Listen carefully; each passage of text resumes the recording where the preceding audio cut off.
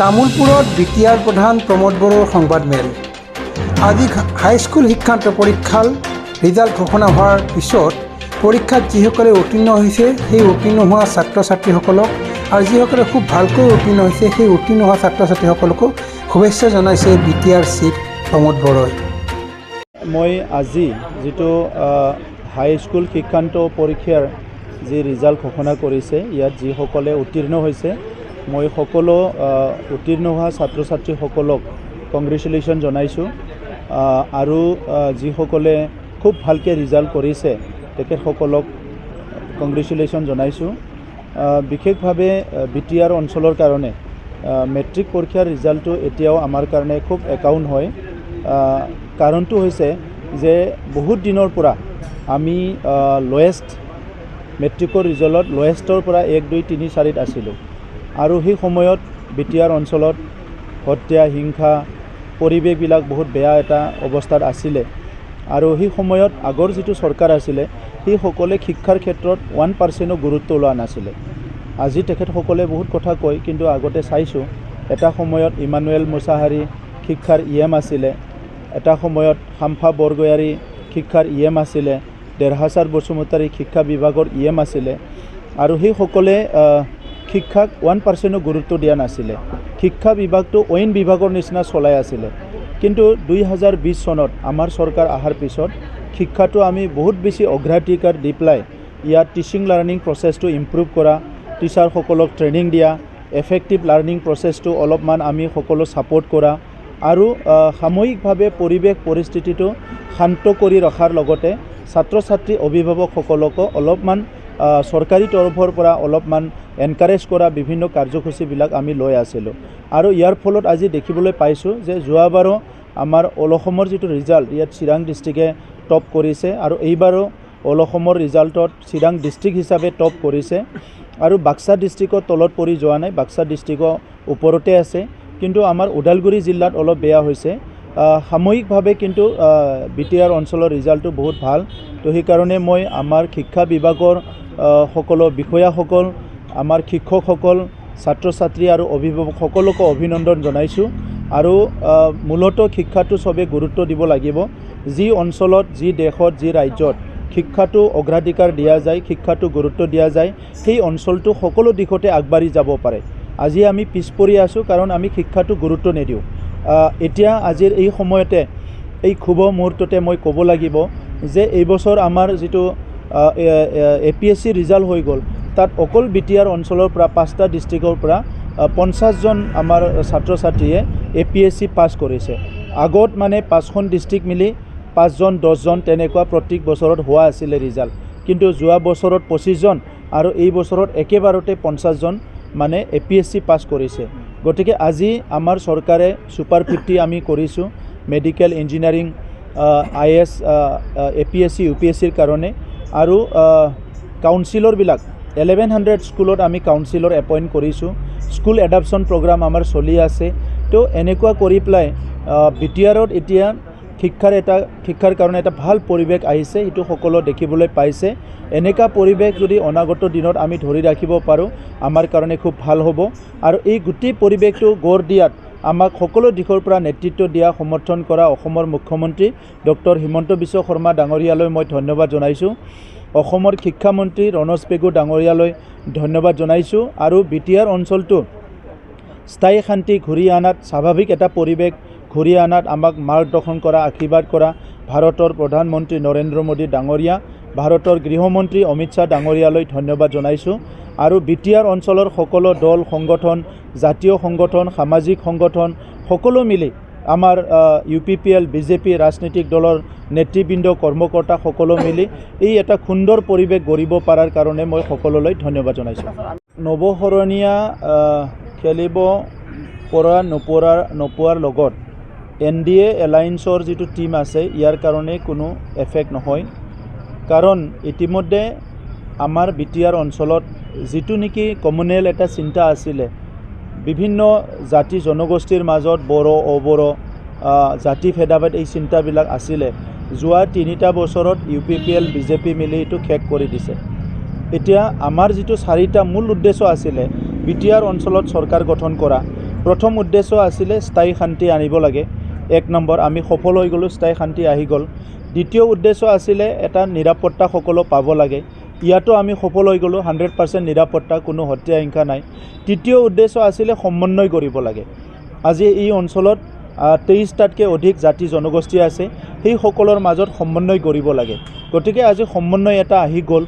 আৰু ইয়াত আৰু নৱশৰণীয়া ডাঙৰীয়া আগতে নিৰ্বাচন খেলাৰ পৰিৱেশটো আছিলে যে BPFৰ অপশাসন, BPFে বিভিন্ন জাতি জনগোষ্ঠীৰ অঞ্চলত ৰাস্তা নিৰ্মাণ কৰা নাছিল, স্কুল নিৰ্মাণ কৰা নাছিল, কোনো কাম কৰা নাছিল। ইয়াৰ খৌফত নৱশৰণীয়া ডাঙৰীয়াক বিভিন্ন জনগোষ্ঠীৰ ৰাইজে ভোট দিছিলে। কিন্তু আমি 3টা বছৰত এই কামবিলাক চব কৰি দিলোঁ। আমি 700খনতকৈ অধিক মন্দিৰত 2 লাখ কৰি টকা দিলোঁ, ধৰ্মীয় অনুষ্ঠানবিলাকত। আমি 1000 কিলোমিটাৰতকৈ বেছি ৰাস্তা নিৰ্মাণ কৰিলোঁ বিভিন্ন জাতি জনগোষ্ঠীৰ মাজত। আমাৰ চৰকাৰত এতিয়া অকল বড়ো নহয়, ইয়াত বিভিন্ন জনগোষ্ঠীৰ EM আছে। চ' তেনেকুৱা মিলি পেলাই আগত যিটো পৰিৱেশ আছিলে BPFৰ সময়ত একপক্ষীয়ভাৱে ৰাজনীতি কৰি আছিলে, এতিয়া এই ৰাজনীতিটো নাই। এই কাৰণে আজি সেই এজেণ্ডা, সেই ইছ্যু, সেই সময়ৰ ইছ্যুটো এতিয়া নাই। গতিকে নৱশৰণীয়া ডাঙৰীয়া হাইকোৰ্টৰ যিটো সিদ্ধান্ত, সেইমতে যদি নিৰ্বাচন খেলিব নোৱাৰে, তেনেহ'লেও ইয়াত একো ক্ষতি নহয়। কাৰণ এইখিনি যিটো ফিল্ড আছিলে, এইখিনি এৰিয়া আছিলে, BJPয়ে অলৰেডি কভাৰ কৰিছে।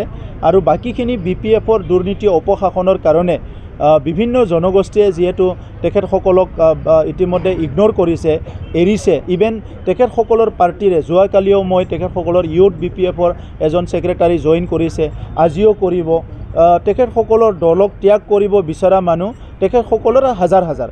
গতিকে সাধাৰণ পাব্লিকে আৰু কি কৰিব? সেইকাৰণে সেই পৰিৱেশ আজি নাই। NDAৰ প্ৰাৰ্থী জয়ন্ত বসুমতাৰী ডাঙৰীয়াই 3 লাখতকৈ বেছি ভোট পাই পেলাই কোকৰাঝাৰত জয়লাভ হ'ব। আৰু দৰং ওদালগুৰিত আমাৰ কেণ্ডিডেট দিলীপ শইকীয়া ডাঙৰীয়া 4 লাখৰ ব্যৱধানত জয় হ'বলৈ গৈ আছে, ইয়াত কোনো সন্দেহ নাই। আমাৰ অঞ্চলটো যোৱা 3-4টা দশকৰ পৰা বিভিন্ন কাৰণত পিছপৰি আছিলে। হেল্থ ছেক্টৰত বহুত পিছপৰি আছিলে। আমাৰ যেতিয়া ভাৰতৰ ইণ্ডেক্সবিলাক চাই, যিটো নেকি মৰ্টেলিটি বুলি কয়, MMR, IMR, এইবিলাকত আমাৰ বহুত তলত আছিলে। শিক্ষাটো আমি বহুত তলত আছোঁ। ৰুৰেল ডেভেলপমেণ্টত আমি বহুত পিছপৰি আছিলোঁ। এগ্ৰিকালচাৰত বহুত পিছপৰি আছিলোঁ। কিন্তু এতিয়া আমাৰ চৰকাৰ অহাৰ পিছত, যিহেতু আমি দীঘলীয়া এটা সংগ্ৰামৰ পৰা আহিছোঁ, আমাৰ এটা মিছন আৰু ভিজন আছে। প্ৰধানমন্ত্ৰী ডাঙৰীয়াই দায়িত্ব লোৱাৰ পিছত ভাৰতবৰ্ষখন বিকশিত দেশ গঢ়াৰ কাৰণে কাম কৰি আছে। মুখ্যমন্ত্ৰী ডাঙৰীয়াই দায়িত্ব লোৱাৰ পিছত অসমখন ভাৰতৰ ভিতৰত উন্নত ৰাজ্য হিচাপে গঢ় দিয়াৰ কাৰণে কাম কৰি আছে। আৰু আমি BTRত এই ক্ষুদ্ৰ এটা শাসন ব্যৱস্থাটো লৈ পেলাই এই অঞ্চলত আজি এগ্ৰিকালচাৰৰ যথেষ্ট আমি কাম কৰিছোঁ। যেতিয়া আমি চৰকাৰত আহিছোঁ, আমাৰ এগ্ৰিকালচাৰৰ যিটো ট্ৰেনজেকশ্যন আছিলে, ইনকাম, সেই সময়ত আছিলে প্ৰায় 1900 crore, 1900 কোটি। আজি আমাৰ এগ্ৰিকালচাৰৰ ইনকামটো 5000 কোটি। এগ্ৰিকালচাৰৰ যিটো ট্ৰেনজেকশ্যন হৈছে, সেই সময়ত আমি যেতিয়া চৰকাৰত আহিছিলোঁ, মাত্ৰ BPFৰ সময়ত 39,000 ঘৰ নিৰ্মাণ কৰিব পাৰিছিলে গৰীব মানুহৰ কাৰণে, PMYৰ ঘৰ। আৰু সেই ঘৰবিলাকো সাৱধান হৈ আছিলে। কিন্তু আজি আমাৰ চৰকাৰৰ 3টা বছৰত আমি 2 লাখতকৈ অধিক ঘৰ নিৰ্মাণ কৰিব পাৰিছোঁ। তেখেতসকলৰ সময়ত মাত্ৰ 15,000 মানুহৰ পৰিয়ালৰ ভূমিৰ সমস্যা সমাধান কৰিব পাৰিছিলে। এতিয়া আমি 1,14,000 পৰিয়ালৰ ভূমিৰ সমস্যা সমাধান কৰিলোঁ। তেনেকুৱা কৰি পেলাই 5,000তকৈ অধিক চাকৰি দিলোঁ, য'ত মানে 1 টকাও ঘোচ দিব লগা হোৱা নাই। অনাগত দিনত BTR অঞ্চলটো সকলো জাতি জনগোষ্ঠী, সকলো ধৰ্মৰ লোকৰ কাৰণে শান্তি, সম্প্ৰীতি, নিৰাপত্তা, সমন্বয়ৰ মাজেৰে ভালকৈ জীয়াই থাকিব পৰা, আগুৱাই যাবৰ পৰা পৰিৱেশ এটা গঢ়াটোৱে আমাৰ লক্ষ্য। আৰু সেইকাৰণে আজি অইন ৰাজনীতি দলবিলাকে যেনেকৈ নিজৰ লাভালাভৰ কাৰণে কৰে, BPF কংগ্ৰেছবিলাকে ইয়াত UPPL আৰু BJP মিলি পেলাই BTR অঞ্চলৰ 35 লাখ জনসাধাৰণৰ লাভালাভৰ কাৰণে আমি কাম কৰি আছোঁ। আৰু অনাগত দিনত ভাৰতৰ অইন অঞ্চলৰ নিচিনা, অসমৰ অইন ডিষ্ট্ৰিক্টবিলাকৰ নিচিনা BTRৰ 5খন ডিষ্ট্ৰিক্টও জাকত জিলিকা কৰাটোৱে আমাৰ উদ্দেশ্য। আৰু আপোনালোক সকলোৰে সহযোগ লৈ পেলাই এই কামখিনি কৰাৰ কাৰণে আমি আগবাঢ়ি যাম। 25-30টা বছৰ বিদ্যালয়বিলাকৰ আন্তঃগাঁথনি নিৰ্মাণ কৰা হোৱা নাছিলে। আগৰ চৰকাৰে এইটো অলপো চোৱা নাছিলে। আৰু শিক্ষা বিভাগটো সবচে নেগলেক্টেড বিভাগ আছিলে আগৰ চৰকাৰৰ সময়ত। সেইকাৰণে গাঁৱে ভূঞে যিবিলাক স্কুল আছে, জৰাজীৰ্ণ অৱস্থা। আৰু আজি আমাৰ চৰকাৰ অহাৰ পিছত আমি যোৱা এটা বছৰত প্ৰায় 540 স্কুল ৰিপেয়াৰিং কৰিলোঁ খুব ভালকৈ। আৰু 100খন মডেল স্কুল নিৰ্মাণ কৰিলোঁ। এই বছৰ আমি 1200খন স্কুল ৰিন'ভেশ্যন কৰিবলৈ গৈ আছোঁ আৰু 134 নতুন মডেল স্কুল বনাবলৈ গৈ আছোঁ আৰু স্কুলবিলাক চলাৰাইজ কৰা হৈছে।